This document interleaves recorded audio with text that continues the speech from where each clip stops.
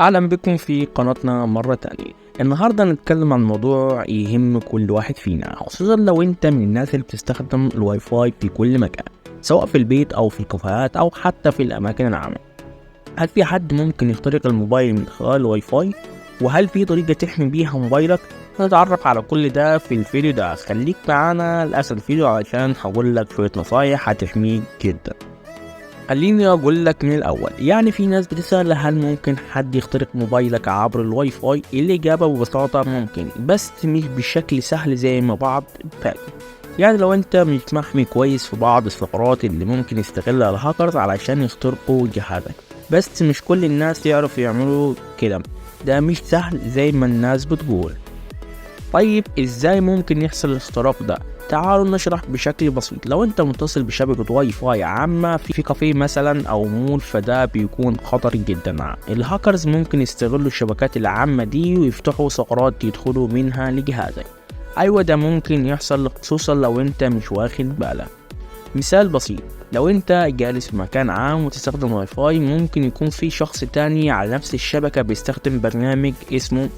ده ببساطة يعني إن الشخص ده يقدر يتجسس على كل حاجة بتعملها على الإنترنت، زي رسائلك أو حتى حساباتك البنكية. الموضوع مش هزار. إزاي تحمي موبايلك من الاختراق؟ طيب إزاي تقدر تحمي موبايلك من الاختراق بتاعك؟ في شوية نصايح بسيطة هتخليك في أمان تام. خلي شبكة الواي فاي مؤمنة بكلمة سر قوية. أول نصيحة، خلي الواي فاي بتاعك مؤمن بكلمة سر قوية، يعني خلي كلمة السر تكون مكونة من أحرف وأرقام ورموز علشان لو حد حاول يخترقها مش هيقدر بسهولة. تاني حاجة، استخدام تشفير WPA3 أو WPA2. تأكد من نوع التشفير في الواي فاي بتاعك، خليه WPA3 أو WPA2 علشان يكون عندك حماية أكبر. لو لقيت الناس اللي حواليك تستخدم الواي فاي بتاعك، يبقى كده تأكد إن الشبكة مفتوحة. تالت حاجة، ابتعد عن الشبكات العامة المفتوحة. نصيحة تاني، لما تكون في كافيه أو مكان عام، حاول ما تتصلش بالشبكات المفتوحة دي أكثر. الشبكات دي اللي ممكن تكون معرضة للاختراق. لو اضطريت حاول تستخدم بيانات الموبايل. استخدام VPN أو شبكة خاصة افتراضية. في حالة إنك محتاج تتصل بشبكة عامة، استخدم برنامج VPN. ده بيشفر كل البيانات ويخلي الهاكرز مش قادرين يتجسسوا عليك. تحديث النظام باستمرار. ما تنساش دايما انك تحدث موبايلك باحدث تحديثات الشركة. دايما متصدر التحديثات علشان تصلح اي ثغرات ممكن يستخدمها الهاكرز علشان يدخلوا على جهاز.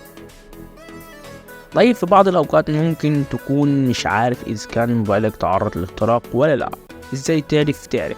في علامات زي مثلا البطارية بتخلص بسرعة. لو البطارية بتخلص بسرعة أكتر من المعتاد، ده ممكن يبقى بسبب برنامج خفي بيستهلك البطارية. استهلاك الإنترنت العالي. لو لاحظت إن استخدام الإنترنت على موبايلك عالي بدون ما تكون بتعمل حاجة، ده ممكن يكون دليل إن في حد بيتجسس عليك. الأداء ضعيف. لو موبايلك بطيء جدا فجأة، ده ممكن يكون بسبب برامج خبيثة. نصيحة أخيرة، خلي موبايلك دايما من التطبيقات اللي بتنزلها على موبايلك. حاول تحمل التطبيقات بس من مصادر موثوقة زي جوجل بلاي أو أب ستور علشان تضمن إن مفيش تطبيقات ضارة بتدخل على جهازك. في النهاية، الحماية على الإنترنت مش صعبة ولا معقدة، بس محتاجة منك شوية وعي وانتباه. لو اتبعت النصايح دي هتكون في أمان تام. ولو الفيديو ده عجبك متنساش تعمل لايك وتشترك في القناة وتفعل الجرس علشان يوصلك كل جديد. لو عندك أي سؤال أو عايزني أتكلم عن موضوع معين، اكتب لي في التعليقات. شكرا لكم وإلى اللقاء في الفيديو الجاي.